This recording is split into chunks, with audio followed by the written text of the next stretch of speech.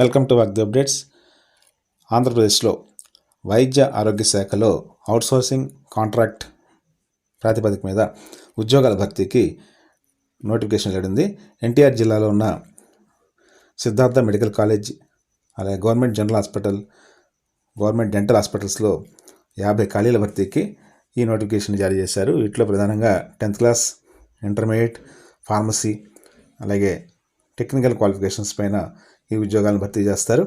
ఎటువంటి రాత పరీక్ష లేకుండా అప్లికేషన్ పెట్టినటువంటి 20 రోజుల్లోనే ఈ ఉద్యోగంలో చేరేందుకు అరుదైన అవకాశం లభించింది. ఈ మొత్తం 50 ఖాళీలని ఇప్పుడు అప్లై చేసిన అభ్యర్థులకి 2025 ఫిబ్రవరి వరకు వచ్చే ఖాళీలతో కలిపి ఈ నోటిఫికేషన్లో ఉన్నటువంటి క్యాండిడేట్స్కే కంటిన్యూ చేస్తారు. అంటే ప్యానల్ లిస్ట్ అంటారు. ఈ ప్యానల్ లిస్ట్ ప్రకారం రాబోయే ఖాళీలు కూడా ఇప్పటి నుంచే భర్తీ చేస్తారు.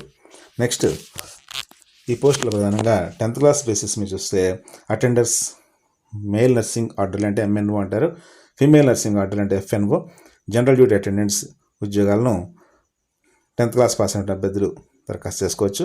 అలాగే స్టోర్ కీపర్ పోస్టుకు డిగ్రీ పాస్ అయిన వాళ్ళు అర్హులు. అలాగే audio technician, radiation safety officer, speech therapist, CRM technician, operation theatre technician, EEG technician, dialysis technician, CT technician, clinical pharmacist, ఈ పోస్టులకు సంబంధించి ఆయా కోర్సుల్ని తప్పనిసరిగా పాస్ అయి ఉండాలి. దీనికి సంబంధించిన ఏజ్ లిమిట్ కూడా ఓపెన్ కేటగిరీ అభ్యర్థులు అయితే 18 నుంచి 42 సంవత్సరాల మధ్యలో ఉండాలి. అలాగే SC, ST, BC, EWS అభ్యర్థులకు 5 years ఏజ్ రిలాక్సేషన్ అనేది వర్తిస్తుంది. ఎక్స్ సర్వీస్ మెన్కు 3 సంవత్సరాలు, అలాగే ఫిజికల్ హ్యాండిక్యాప్డ్ అభ్యర్థులకు 10 సంవత్సరాలు గరిష్ట వయో పరిమితి అనేది వర్తిస్తుంది. ఓపెన్ కేటగిరీ క్యాండిడేట్స్ ₹250 డిమాండ్ డ్రాఫ్ట్ని అప్లికేషన్ ఫీజు కింద ఈ అప్లికేషన్తో పాటు చెల్లించాల్సి ఉంటుంది. అలాగే ఇది డిమాండ్ డ్రాఫ్ట్ రూపంలో బ్యాంకులో పే చేయాల్సి ఉంటుంది. అలాగే SC, ST, BC హ్యాండిక్యాప్డ్ అభ్యర్థులకు ఈ ఫీజు ఎగ్జామ్షన్ అనేది వర్తిస్తుంది.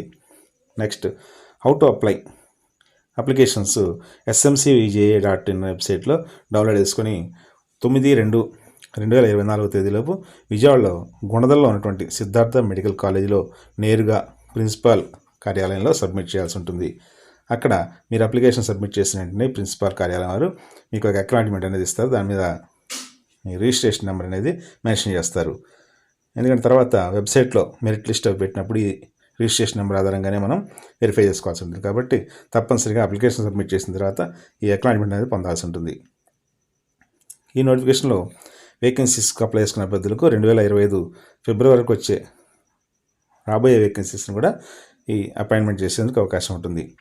అప్లికేషన్తో పాటు సబ్మిట్ చేసిన డాక్యుమెంట్లను ఒకసారి పరిశీలిస్తే ఎడ్యుకేషన్ క్వాలిఫికేషన్స్ అంటే మీరు అక్కడ నోటిఫికేషన్ ఇచ్చినటువంటి క్వాలిఫికేషన్కి సంబంధించి మేము మార్క్ లిస్టులు, అలాగే ప్రొవిజనల్ సర్టిఫికేట్స్, వీటితో పాటు 4వ తరగతి నుంచి 10వ తరగతి వరకు చదివిన స్టడీ సర్టిఫికేట్స్ అంటే రెగ్యులర్ క్యాండిడేట్స్ అయితే, ఒకవేళ ప్రైవేట్గా చదువుంటే రెసిడెన్స్ సర్టిఫికేట్ MRO కార్యాలయం నుంచి తీసుకున్నది సబ్మిట్ చేయాలి.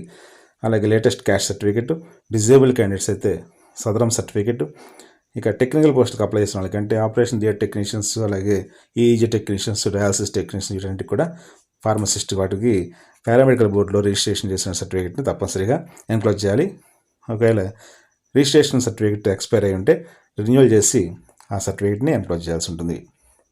ఇక ఇన్ సర్వీస్ అభ్యర్థులు ఎక్స్పీరియన్స్ సర్టిఫికేట్ని కూడా సబ్మిట్ చేయాలి. అలాగే సర్వీస్ సర్టిఫికేట్ అప్లికేషన్తో పాటు తప్పనిసరిగా ఎన్క్లోజ్ చేయాల్సి ఉంటుంది. ఈ జిరాక్స్ అన్నిటిపైన క్యాండిడేట్ సెల్ఫ్ అటెస్టేషన్ చేయాలి.